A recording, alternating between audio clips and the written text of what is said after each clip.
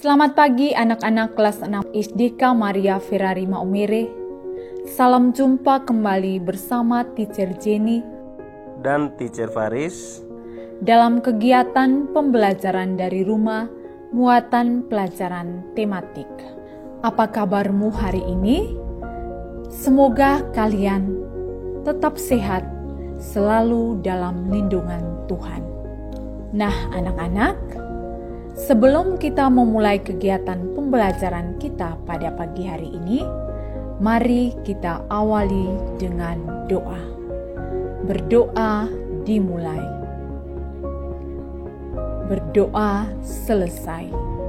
Sebelum memulai kegiatan pembelajaran kita, teacher tetap mengingatkan anak-anak harus tetap memperhatikan protokol kesehatan. Selalu jaga jarak, menggunakan masker, dan mencuci tangan. Baik anak-anak, simaklah dengan saksama kegiatan pembelajaran kita hari ini. Pembelajaran kita hari ini masih tema 1, selamatkan makhluk hidup, subtema 1, tumbuhan sahabatku, dan pembelajaran 3. Teacher mengharapkan setelah kalian mengikuti pelajaran ini, kalian dapat menentukan ide pokok dari teks laporan pengamatan yang dibaca, membuat simpulan berdasarkan teks laporan pengamatan yang dibaca, menyajikan simpulan secara lisan dan tulis dari teks laporan hasil pengamatan yang dibaca, menjelaskan cara perkembangbiakan vegetatif pada tumbuhan, serta menyajikan karya tentang perkembangbiakan tumbuhan. Nah, materi kita pada pembelajaran ini adalah untuk muatan pembelajaran bahasa Indonesia, menentukan ide pokok dan membuat kesimpulan, dan muatan pelajaran IPA adalah cara perkembangbiakan vegetatif pada tumbuhan. Dengan mengikuti kegiatan pembelajaran ini, kalian juga diharapkan menjadi pribadi yang selalu peduli terhadap alam sekitar, khususnya terhadap tumbuh-tumbuhan. Pada pembelajaran sebelumnya, kita mempelajari tentang perkembangbiakan generatif pada tumbuhan. Selain berkembang biak secara generatif, tumbuhan juga berkembang biak secara vegetatif. Apa itu perkembangbiakan vegetatif? Perkembangbiakan vegetatif merupakan perkembangbiakan yang terjadi tanpa adanya peleburan antara sel kelamin jantan dan sel kelamin betina, atau tanpa melalui proses perkawinan. Individu baru terbentuk dari bagian tubuh induk. Tujuan perkembangbiakan vegetatif adalah untuk menghasilkan tumbuhan baru atau tumbuhan dengan sifat baru. Jenis perkembangbiakan vegetatif terdiri atas 2, yaitu perkembangbiakan vegetatif alami dan perkembangbiakan vegetatif buatan. Nah, anak-anak, mari kita lihat bersama tentang perkembangbiakan vegetatif alami. Perkembangbiakan vegetatif alami terjadi dengan sendirinya.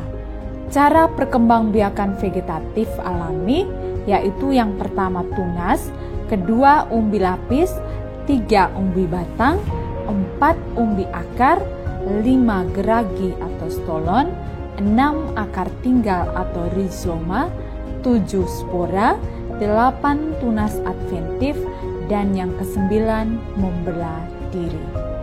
Yang pertama, tunas. Tunas dapat muncul pada pangkal batang tumbuhan. Tunas tumbuh menjadi tumbuhan baru dan membentuk rumpun.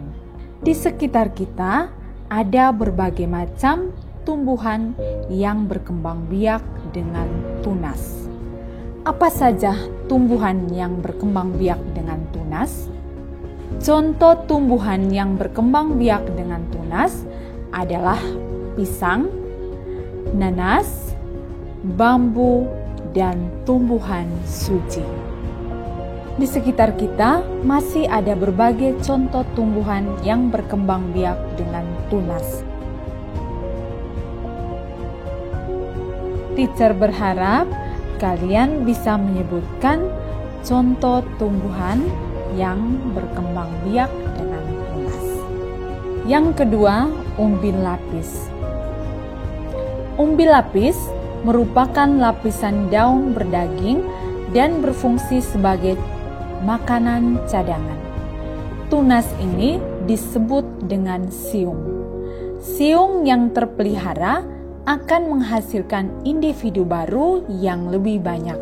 Siung, jika dipisahkan dengan menyertakan akarnya, dapat ditanam kembali menjadi individu baru. Nah, umbil lapis bisa kita jumpai pada tanaman bawang, yaitu bawang merah, bawang putih, dan bawang bombay. Nah, jika kita mengiris bawang, kita dapat melihat bentuknya berlapis-lapis. Lapis-lapis pada bawang tersebut disebut umbi lapis. Yang ketiga, umbi batang. Umbi batang merupakan batang yang tumbuh di dalam tanah dan ujungnya mengembung membentuk umbi. Umbi berfungsi sebagai tempat untuk menyimpan cadangan makanan yang mengandung karbohidrat. Contoh tumbuhan yang berkembang biak dengan umbi batang adalah kentang dan ubi jalar. Pada ubi kentang atau ubi jalar, terdapat lekukan yang disebut mata tunas. Mata tunas tersebut dapat tumbuh menjadi tumbuhan baru. Yang keempat, umbi akar. Umbi akar merupakan akar yang mengembang berisi cadangan makanan. Wortel, lobak, dan singkong merupakan contoh tumbuhan yang berkembang biak dengan umbi akar. Yang kelima, geragi atau stolon. Geragi adalah batang beruas yang tumbuh menjalar di permukaan tanah atau di dalam tanah. Pada ruas-ruas batang terdapat akar yang akan tumbuh menjadi tunas baru. Geragi yang tumbuh di permukaan tanah dapat kita jumpai pada tanaman semanggi, sedangkan geragi yang tumbuh di dalam tanah terdapat pada tanaman rumput teki. Yang keenam, akar tinggal atau rizoma. Akar tinggal merupakan batang yang tumbuh mendatar di dalam tanah. Batang tersebut beruas-ruas dan berbuku-buku, serta di setiap buku dapat tumbuh tunas. Apabila kita memotongnya dengan menyertakan ruasnya, kemudian ditanam, potongan tersebut akan menghasilkan individu baru. Contoh tumbuhan yang berkembang biak dengan akar tinggal atau rizoma adalah kunyit, haldia atau jahe, lengkuas, dan kencur. Yang kedelapan adalah spora. Spora merupakan sel yang berubah fungsi menjadi alat perkembangbiakan. Spora dibentuk dalam kotak atau sporangium. Kotak spora akan pecah jika spora telah masak. Selanjutnya, spora yang sudah masak ini akan keluar dan diterbangkan angin.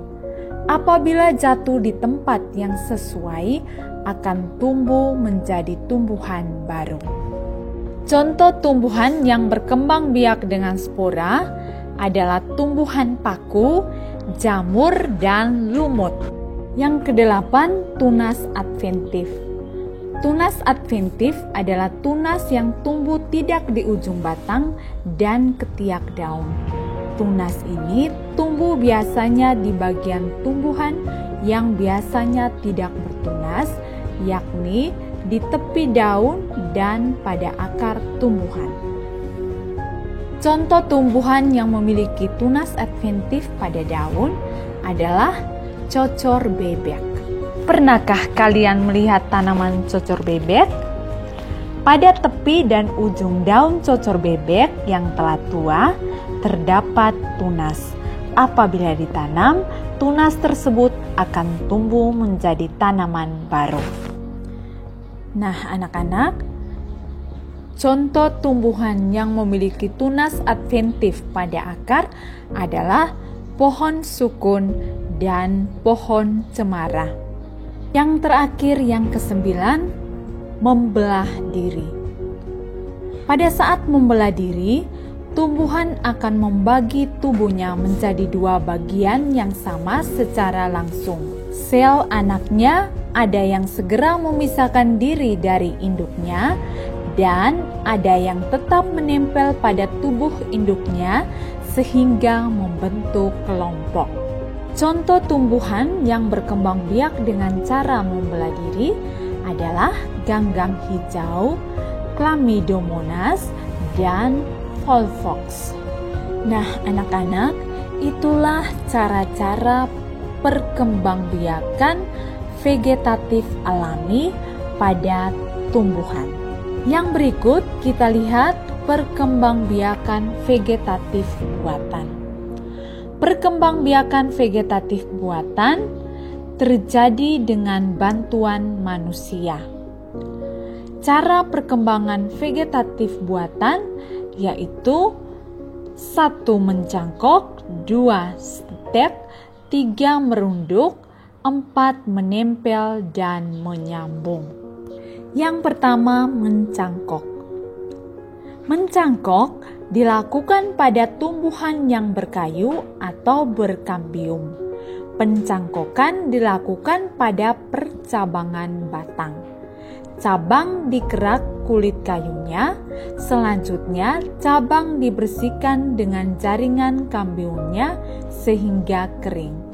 Cabang kemudian akan ditutup tanah dan dibungkus dengan sabut kelapa atau plastik yang telah dilubangi.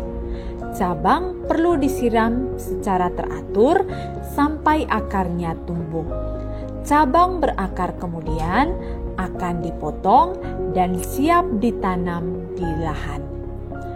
Tumbuhan yang dikembangbiakan dengan cara mencangkok adalah rambutan, mangga, jambu air, dan lain sebagainya. Intinya bahwa tumbuhan yang dikembangkan dengan cara mencangkok yaitu tumbuhan yang berkambium. Langkah-langkah kegiatan mencangkok dapat kita lihat pada gambar berikut ini.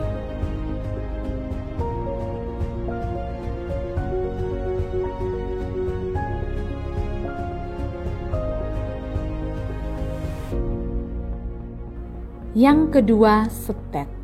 Stek dilakukan dengan cara menanam potongan bagian tumbuhan. Contohnya, potongan batang, pucuk daun, dan akar.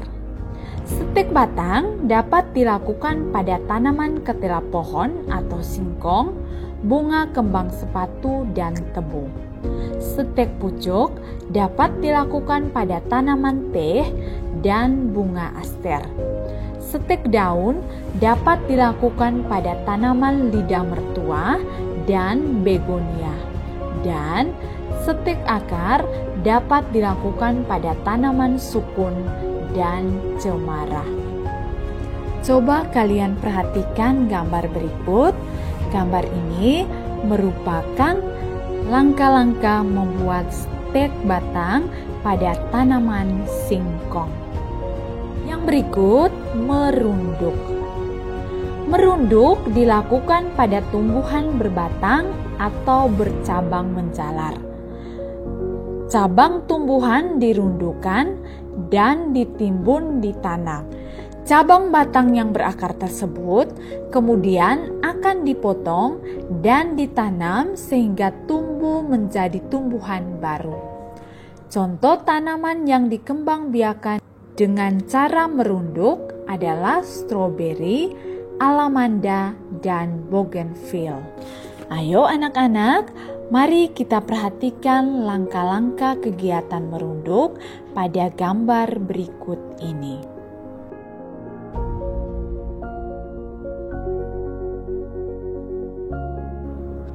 Yang keempat, menyambung dan menempel.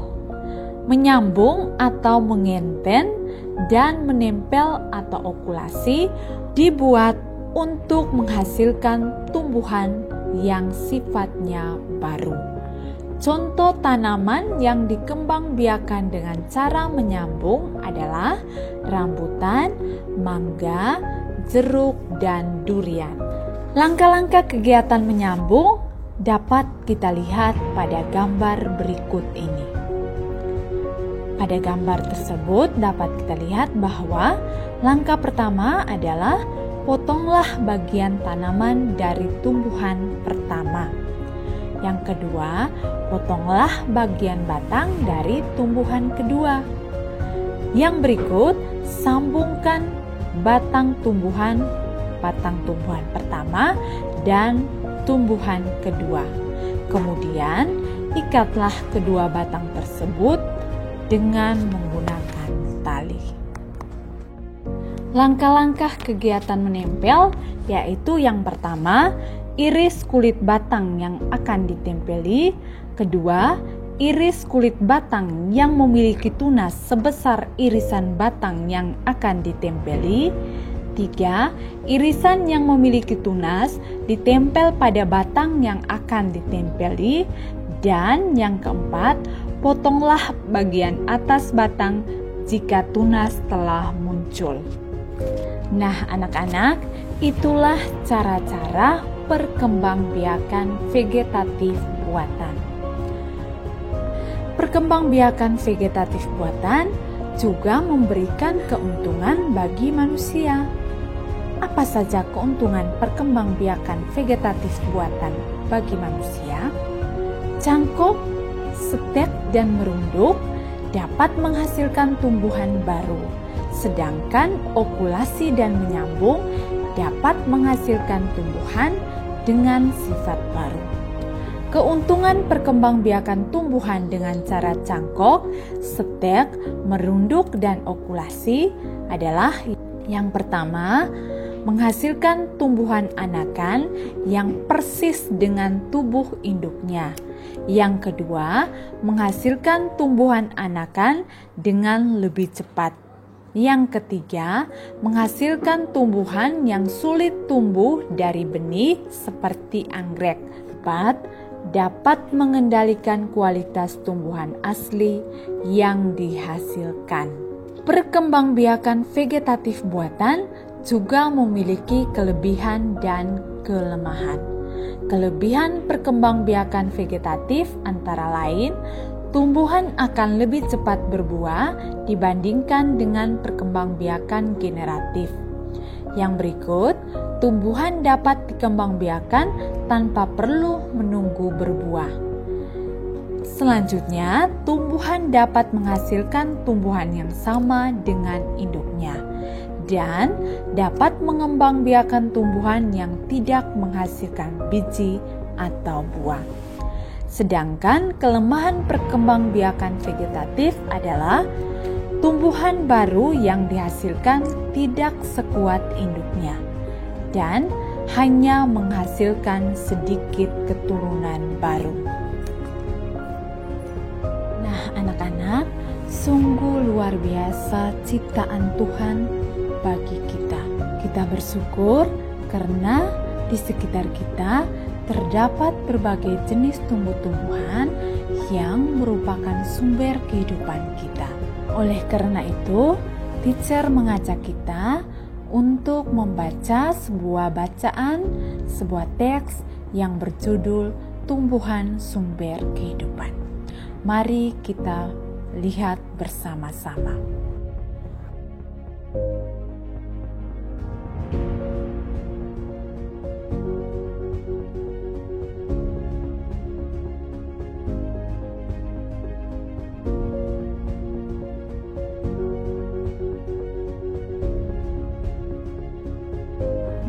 Baik anak-anak, setelah membaca teks bacaan yang berjudul Tumbuhan Sumber Kehidupan Kita, teacher minta kalian untuk melihat kembali ide pokok yang terdapat dalam teks bacaan tadi. Ada yang masih ingat tentang ide pokok? Ide pokok merupakan gagasan utama atau masalah pokok yang dibahas dalam suatu bab. Ide pokok atau gagasan pokok merupakan masalah utama atau masalah pokok yang dibahas dalam satu paragraf. Pada teks Tumbuhan Sumber Kehidupan terdapat 4 paragraf. Itu berarti bahwa di dalam teks Tumbuhan Sumber Kehidupan terdapat 4 ide pokok. Ide pokok paragraf pertama adalah Indonesia adalah negara kepulauan. Ide pokok paragraf kedua adalah dataran rendah adalah dataran yang memiliki ketinggian 0 sampai 200 meter di atas permukaan laut. Ide pokok paragraf ketiga adalah wilayah pantai termasuk dataran rendah. Dan ide pokok paragraf keempat adalah dataran tinggi adalah dataran luas dengan ketinggian lebih dari 200 meter di atas permukaan laut. Nah, anak-anak, teacher yakin dan percaya bahwa anak-anak sudah bisa menentukan ide pokok dalam sebuah teks bacaan. Setelah kalian menentukan ide pokok dalam teks bacaan, kalian dapat mengembangkan ide pokok tersebut ke dalam suatu paragraf yang disusun secara runtut. Baik anak-anak, demikian kegiatan pembelajaran kita pada hari ini. Semoga materi yang teacher sampaikan dapat dipahami oleh anak-anak sekalian. Sampai berjumpa kembali dalam kegiatan pembelajaran selanjutnya. Mari kita mengakhiri kegiatan kita pada hari ini dengan doa. Berdoa dimulai. Berdoa selesai. Sekian dan terima kasih. See you next time.